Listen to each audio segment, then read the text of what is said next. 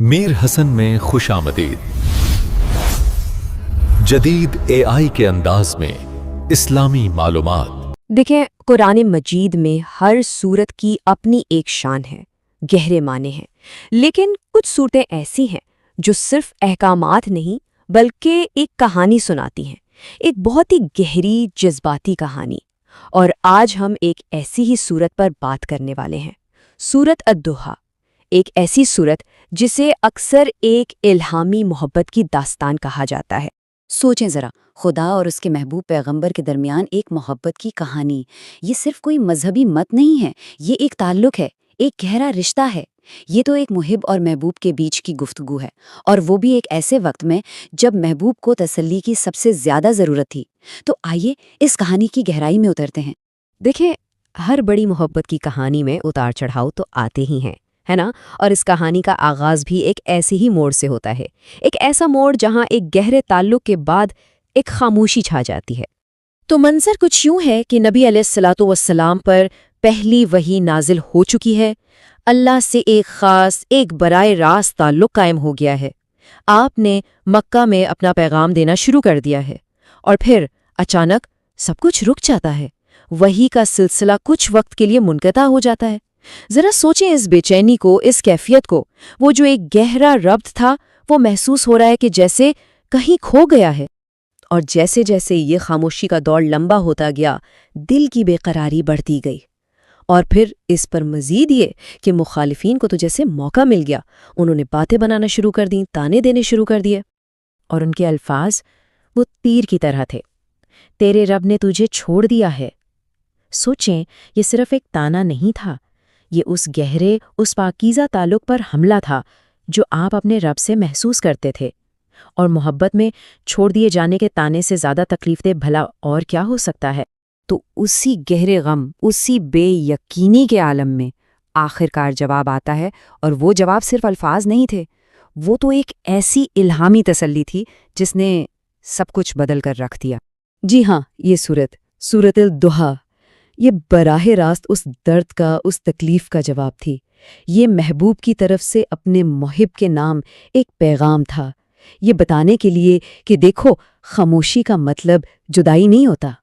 اور یہاں پر ایک بہت ہی خوبصورت نقطہ سامنے آتا ہے کہ مفسرین نے ان آیات کو سمجھا کیسے۔ ایک تو اس کا لفظی مطلب ہے، یعنی دن کی روشنی اور رات کے سکون کی قسم، لیکن ایک اور تفسیر ہے، ایک عاشقانہ تفسیر، کہ اللہ تعالیٰ اپنے محبوب کے روشن چہرے اور ان کی سیاہ زلفوں کی قسم کھا رہا ہے، گویا کہا جا رہا ہو کہ بھلا اتنا حسین چہرہ بھی کوئی چھوڑ سکتا ہے۔ یہ بہت گہری بات۔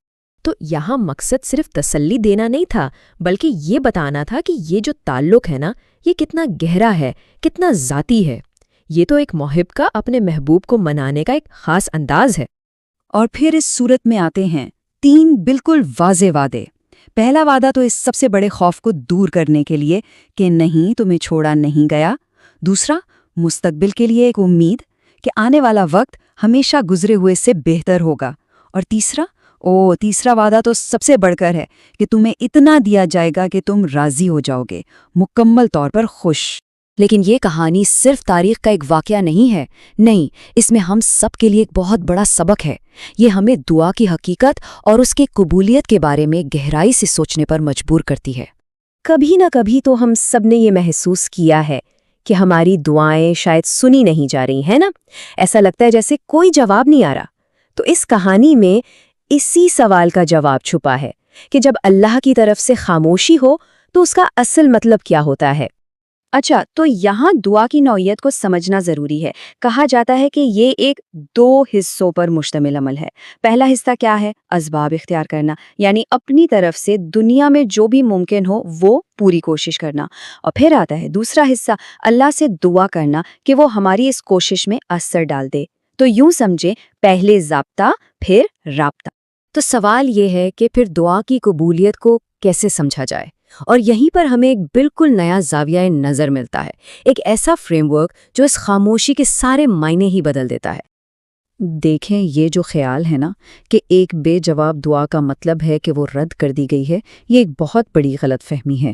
حدیث کی روشنی میں یہ بات واضح ہوتی ہے کہ دعا ہمیشہ قبول ہوتی ہے۔ ہمیشہ، لیکن اس کی قبولیت کی شکلیں مختلف ہو سکتی ہیں، اور اس کی 3 صورتیں بتائی جاتی ہیں۔ پہلی تو بالکل سیدھی ہے، جو مانگا وہ مل گیا۔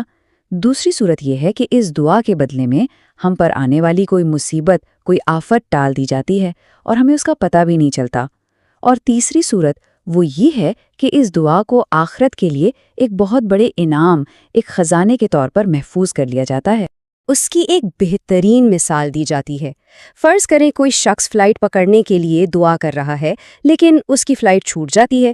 ظاہر ہے اسے بہت افسوس ہوتا ہے، لیکن بعد میں خبر آتی ہے کہ وہ جہاز تو حادثے کا شکار ہو گیا، تو وہ دعا جو بظاہر قبول نہیں ہوئی، دراصل وہی اس کی سب سے بڑی حفاظت بن گئی۔ اور یہ جو قول ہے، یہ تیسری صورت کی اہمیت کو بالکل واضح کر دیتا ہے کہ قیامت کے دن جب انسان اپنی ان دعاؤں کا اجر دیکھے گا جو دنیا میں قبول نہیں ہوئی تھیں، تو وہ تمنا کرے گا کہ کاش اس کی کوئی بھی دعا دنیا میں قبول ہی نہ ہوئی ہوتی، اتنا بڑا ہوگا وہ انعام۔ تو آخر میں یہ پوری کہانی ہمیں ایک بہت گہرے سوال پر سوچنے کی دعوت دیتی ہے کہ جب ہم دعا کرتے ہیں تو ہم اصل میں کیا ڈھونڈ رہے ہوتے ہیں؟ کیا یہ صرف ایک لین دین ہے کہ اپنی ضرورتیں پوری ہو جائے، یا پھر یہ اس محب سے اپنا تعلق مضبوط کرنے کا ایک ذریعہ ہے جو ہمیشہ سنتا ہے، چاہے اس کا جواب کچھ دیر کے لیے خاموشی ہی کیوں نہ ہو؟